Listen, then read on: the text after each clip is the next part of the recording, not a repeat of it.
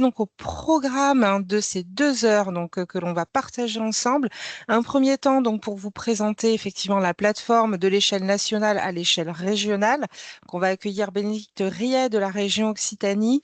On excusera Jérôme Niobé de l'ADEME Occitanie, mais Florence pourra nous relayer les propos de l'ADEME. Florence donc avec qui vous avez fait connaissance, donc qui est là avec moi de la REC. Deuxième temps, donc on va rentrer un peu plus dans la plateforme, vous la présenter avec ses fonctionnalités. Donc Florence et moi-même vous ferons cette présentation.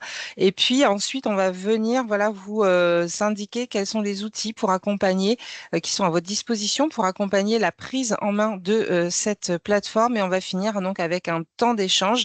Et là, effectivement, on a Émilie Dufresne dont je vous parlais il y a quelques minutes, qui sera là pour répondre à vos questions et donc qui est aux manettes un petit peu de cette plateforme Terristory.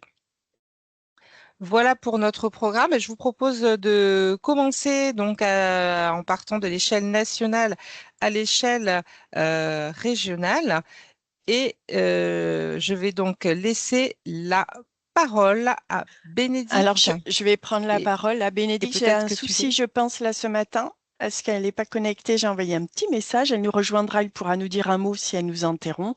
Et peut-être, Parfait.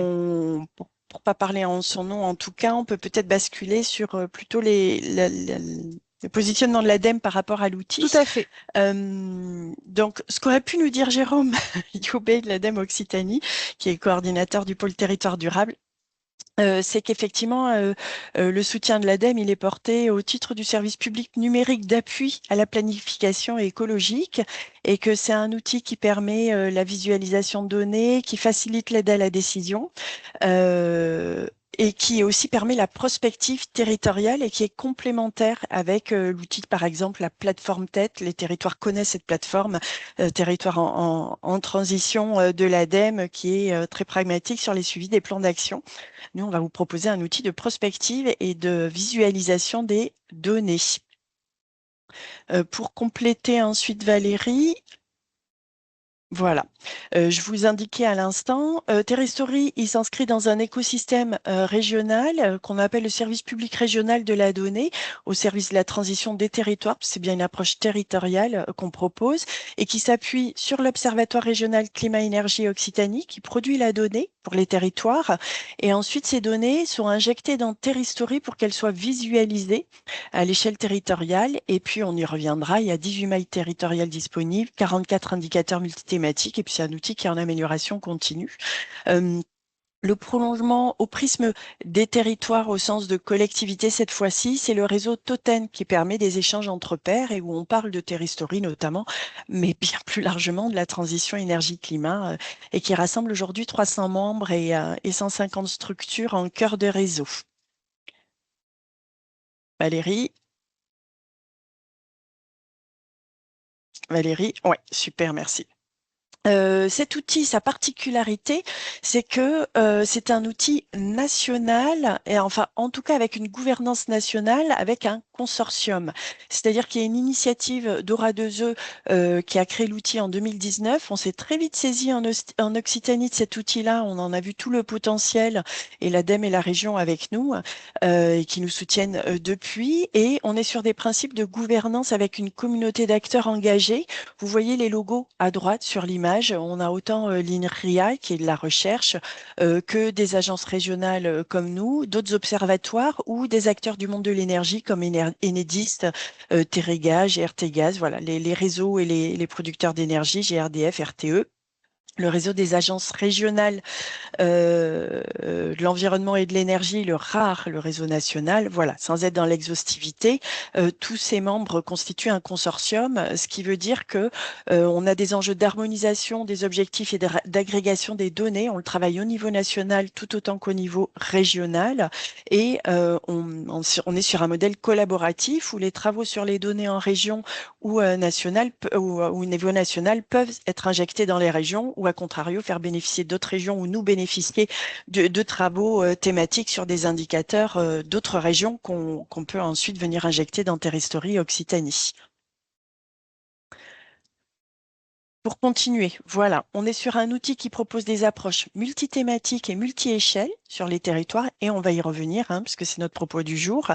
On est vraiment sur des évolutions collaboratives, je vous le disais là de manière dans la slide précédente, c'est-à-dire que on est à la fois en mutualisation du travail sur les données, les indicateurs, leur fiabilité, et on y reviendra, et aussi on le couple avec l'actualité, bien sûr, les préoccupations, et en produisant notamment des tableaux de bord thématiques, ce genre de dispositifs, de modules qu'on va vous proposer par ailleurs. La spécificité aussi qui est vraiment intéressante et on vous le détaillera plus tard, c'est le module stratégie territoriale qui est puissant pour construire une trajectoire de transition, poser un plan d'action pour stimuler les impacts jusqu'aux retombées socio-éco. Donc on est vraiment là dans la prospective et la simulation des impacts d'un plan d'action de transition sur un territoire. Et puis on s'attache au fil de l'eau et puis on a fait un gros travail l'année dernière aussi de design utilisateur au sens large, technique UX UI, mais pas seulement, pour faciliter au maximum l'utilisation de l'outil, qui parfois est assez riche et donc puissant et donc parfois aussi complexe. Donc, c'est un outil en évolution permanente où on fonctionne avec ce qu'on appelle des personas, des cas d'usage aussi pour en faciliter l'utilisation. Peut-être pour certains, en tout cas pour les acteurs de l'accompagnement des territoires, vous indiquez que l'outil est en open source, mais en licence Creative Commons 4.0. Ça veut dire que vous avez toute latitude à utiliser les données de l'outil, puisqu'elles s'exportent, il y a des rapports, etc. Par contre, les conditions, même à vocation commerciale, par contre, il n'y a pas de modification des données, hein, c'est important. Et surtout, il faut que ce soit crédité et que donc voilà, les données utilisées soient attribuées avec le logo. C'est important pour nous, on partage, mais la donnée, on sait très bien que sa fiabilité vient aussi des modes de calcul, la transparence, tout ça, c'est Terra Story. Et bien entendu, on n'a pas envie qu'elle soit déformée. Mais on vous met tout ça à disposition par ailleurs.